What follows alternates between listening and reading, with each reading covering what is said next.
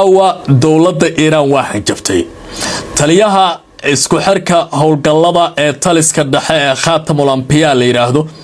ee kacaanka jamhuuriyadda islaamiga Iran ka tirsan ninka la yiraahdo Cali Abdallah caawa waxa uu hanjabay si aan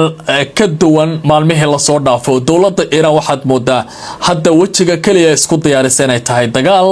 Trumpna waxa kaliya u go'an inay yihiin dagaal marka waxa muuqanaysa dagaal in lagu kala baxayo gobolkan oo aan jirin cid kale isxaan u sameynaysa waxay hadda ka dambeeya waxa la hadlay warbaahinta waxa uu leeyahay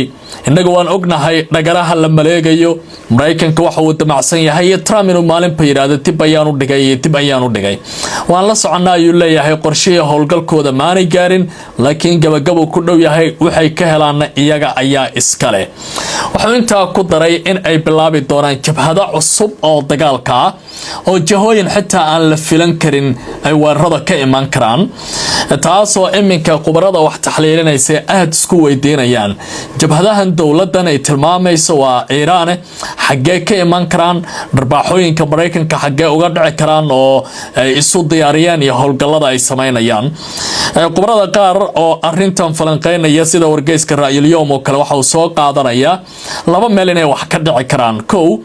maalmihii la soo dhaafay dowladda Iran iyo Ruushka iyo Shiinaha waxa la sheegay in ay diyaarado drones geeyeen dalka Cuba oo ku dhow wadanka Mareykanka isla markaana laga baqayaba hadii dagaalka bariga dhexe uu bilowdo aagaasi Mareykanka ku dhow in qudhiso qaaradda Amerika inay dagaaladu ka fidi karaan taasoo macnaheedu noqonayo dagaalkii bariga dhexe joogay oo Amerika u talaabay qaaradaasi marka dagaalkan hadii uu bilowdo waa culus tahay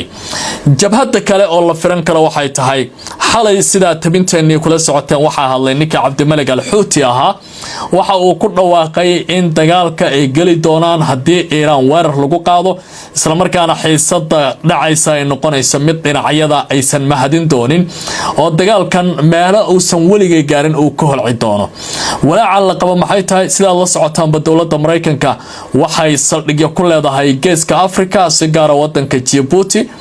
iyo qaybo kamid ah Soomaaliya meelahaas ay rabaan inay wax ka sameeyaan ilaa hadda lama oga laakiin Houthi-ga gantaalahooda waa gaari karaan dhinacyadaasi marka la fiiriyo duqeymaha ay sameyn karaan sidoo kale Houthi-gu waxay duqeyn karaan dalka boqortooyada Sacuudiga oo Mareykanka uu ku leeyahay saldhig ciidamada cirka waxay sidoo kale gaari karaan wadanka Imaaraadka Carabta meelo kala duwan ayay tilaabooyinkooda geyn karaan xitaa meelo wadanka ama wadamada gobolka bariga dhexe ka tirsan ayay kooxdani garaaci karaysaa marka dowladda Iran waxay leedahay wajiga markii hore waan qarsanayay oo waxaan ka fakarayay gobolkan bariga dhexe inuu noqdo mid uusan dagaalka ku faafin hasaatee hadda maadaama ay noqonayso dagaal waxba la isku reeban inagu ma noqon doono dad wax cafiya ayuu hadalkiisa ku jawaabay xalay ilaa iyo maanta wararka warbaahinta kala duwan ee dalka Iran ay tabinayaan waxa kamid ah in la maqlayay shanqarta nidaamyada difaaca hawada ee dalka Iran gaar ahaan magaalada bartamaha ku taal Isfahan oo xarunta muhiimka ah ee nuclear-ka ay ku taalo oo ah meesha Mareykanku ay indhaha ku hayaan iyo jasiiradda Qasham la yiraahdo iyana ah jasiirad istiraatiiji ah oo ku dheerarsan marinka Hormuz la yiraahdo iyana dhaqdhaqaaq ciidan ayaa ka soconaya waana suuragal maalin walba ama daqiiqad kasta halkaas inay dagaaladu ka bilaaban karaan iyadoo marka dowladda Iran ay leedahay talaabada dhacaysa iyo wixii aan sameyn doono runtii aad bay u adkaan doonaan ayaa waxa hadlay Centcom-ka ninka madaxda u ah taliska dhexe ee ciidamada Mareykanka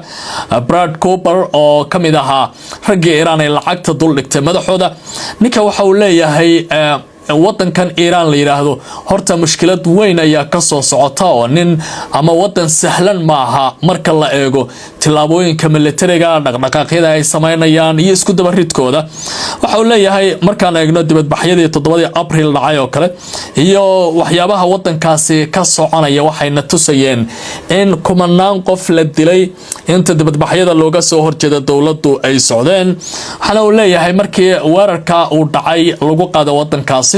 waxay si arxan darro u dileen kumanaan kale oo wadamada gobolka joogay marka inuu kumanaan kale la dilay macnaheedu uu leeyahay waxa ay ka dhigan tahay wadamada Carabta qasaarooyin badan oo la qarinayo in ninkan afkiisa ay soo dafeen laakiin ilaa iyo hadda meelaha khasaaraha ugu badan ma sheegin marka waxay ka dhigan tahay Mareykanka naftirkiisa inuu ka fiirsanayo sida ay wax u socdaan iyo xiisada taagan iyo waliba arrimaha ugu dambaysa ee soo kordhaya Cooper waxa uu sheegay in Mareykanka uu gaaray dhammaan hadafyadiisa military isla markaana hadda uu jiro buu yiri xabad joojin aan tayo badan lahayn oo markasta dawladda Mareykanku ay tallaabo qaadi karayso wuxuu intaa ku daray in ciidamada Mareykanku ay diyaar u yihiin xaaladaha degdega inay ka jawaabaan marka la joogo marinka Hormuz laakiin arrimahan waxay ku soo aadaysaa iyadoo caawa la baajiyo kulankii lagu waday qolka xaaladaha degdega ah ee situation room-ka ee aqalka cad inay isugu yimaadaan Trump iyo xubnihii kale ee militariga ahaa ee qubarada ciidamada iyo amniga aadka u yaqaanay oo ka fikiri lahaa qaadashada xulashooyinka dagaalka ee ka dhanka ah wadanka Iran sababta ee arrimahaas la xiriira oo hadda banaanka loo soo bandhigaya waxa kamid ah in fursad la siinayo baaliri arrinta la xiriira dadaalada diblomaasiyadda oo hadda meel fiican maraya sida ay qubarada qaar caawa ay sheegayaan dhaqdhaqaaqyo xoogan oo la doonayo bal gobolka in lagu samato bixiyo ayaa soconaya taas oo hadda door mixwar ah ama togan ay ka qaadanayso wadanka Pakistan sida wararka aynu helayno caawa ay tilmaamayaanba dawladaha Qatar, Saudi Arabia, Bahrain, Kuwait iyo Oman waxay doonayaan dagaalkan in aanu sii socon wadanka isu taga Imaaraadka Carabta sababtan ay tahay wadamadooda inuu burbur xoog la ka soo gaaraya qasaaruhuna uu sii badan karo marka ila xog ogaala ayaa tilmaamaya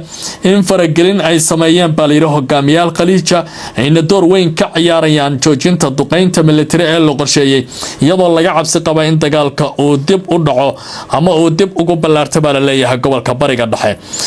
dib u soo nooleynta wada xaajoodyada ayaa timid xilli xiisada militarigu ay aad u sii ballaaranayso oo la leeyahay ma sahlana meesha wax ku dhamaan karaan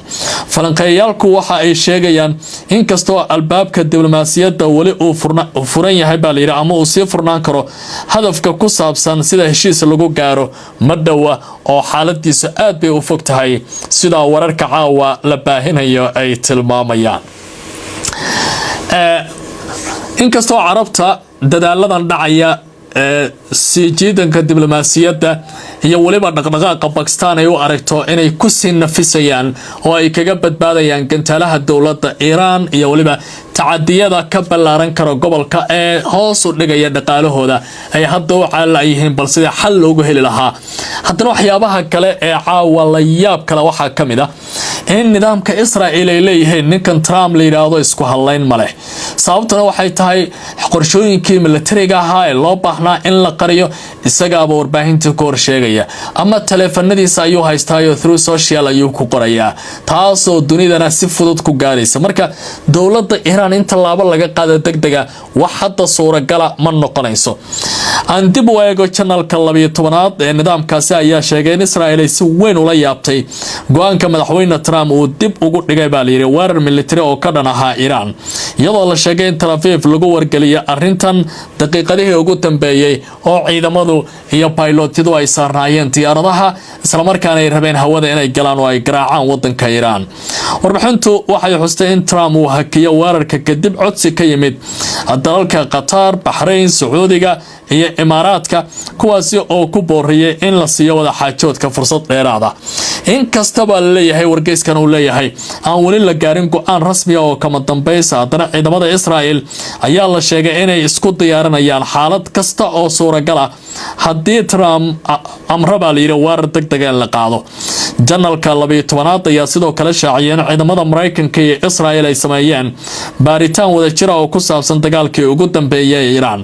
inkastoo looga goleeyahay horumar awood howlgalka in cusub waxa la rabaa kii hore inuu iska bedelo oo dagaalkii hore casharo waaweyn laga barto warbixinta ayaa tilmaamaysa in caqabadaha ugu weyn ee hadda ka jira ay tahay waqtiga weerarka iyo sidoo kale in la heli karo qodobo lama filaanka ahaa ee Trump uu qaaday oo kale inaan dib u soo noqon dhanka siyaasadda Israa'iil ayaa la sheegay inay door bidayso cadaadis dhaqaale iyo cunaqabateyn adag oo lagu soo rogo dhaqaalaha wadanka Iran si militarigeeda ay u noqdaan kuwa aan sii shaqayn karin warbaahintu waxay sidoo kale sheegaysaa in xaaladan ay wajahaysa dhibaato adag isla markaana Israel ay hadda noqonayso qorigii labada dhinac ka gubtay oo aanay dhanna u fiyoobeen ama oo xaaladeedu tahay hashii ninkii gurranaa uu dheelmay oo dhinac kasta ay ka garaacayaan xulufada nidaamka jamhuuriyadda islaamiga ah ee Iran. soo dhawaada qiyaartana la socota gobolka bariga dhexe daqiiqad walba ayay wax isrogi karaan. Trump waa sidoo isaga doono wuxuu dhigi karaa dagaalka hal la galo ama hal la joojiyo, laakiin odaga waxa la leeyahay waa ishiis qaate oo maalintii la yiraahdo tallaabo qaaday wuxuu leeyahay wadan hebel baa gundaha iyo garkay qabsado isagaan ku dhaafay. soo dhawaada.